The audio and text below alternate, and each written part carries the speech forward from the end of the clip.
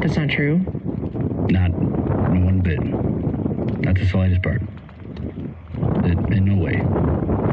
The only time they'll approach a player is if they're suicidal or something like that. Kunder says the way it was supposed to work was that a designated person, called a casino ambassador, would respond to any gambler showing a potential sign of addiction.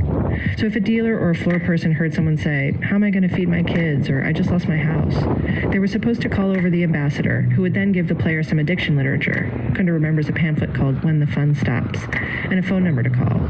But in practice, Kunder says, it didn't happen.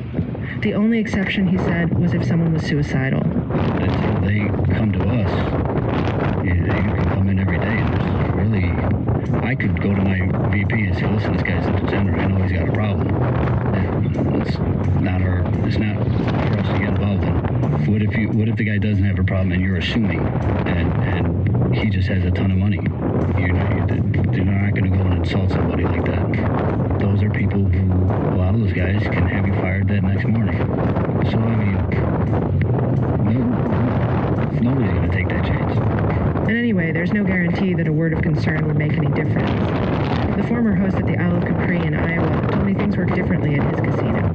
A handful of times, he did try, gently, to help addicts, to talk to them about it. Each time, he said, it was received very badly. Imagine, he said, going up to a drunk in a bar and suggesting he ought to get himself to an AA meeting. It's not going to go over well. Still, in Christian Kunder's mind, there's one case that shows how flagrantly the casino ignores the policy that Logan claims to follow. In 2007, Kunder witnessed the most spectacular losing streak on record, the case of Omaha businessman Watanabe lost about $200 million in a year-long binge. Until he collapsed into debt, he was the company's most valuable player. Kunder says a picture of Watanabe hung in the serving area of the bar to make sure every employee knew who he was.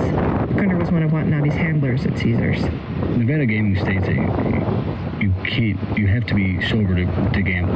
You can't be intoxicated. It's the casino's responsibility to escort you out if you're impaired in any way. Well, I mean, the guy would fall asleep in the middle of a blackjack hand, and we would just leave him sit there, wait for him to wake up.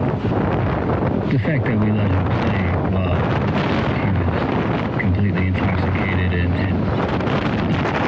obviously on drugs,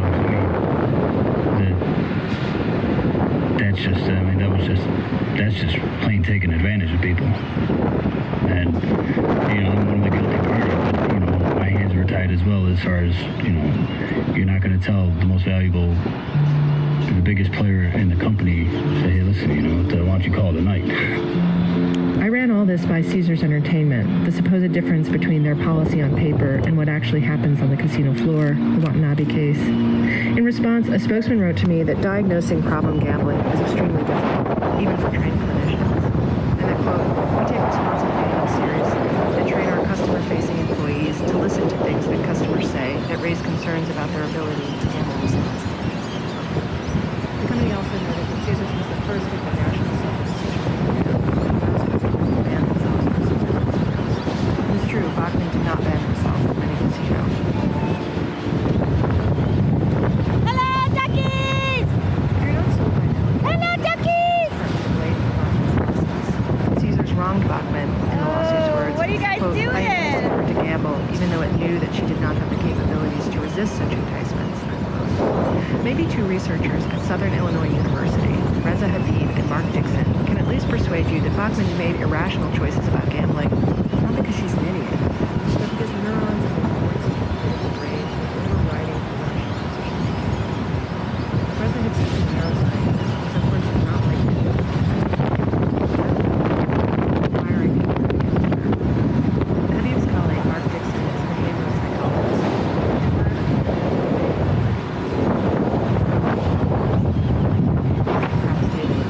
It looks like a casino. Really? Maybe not a 5-star casino, but maybe a 2-star casino on the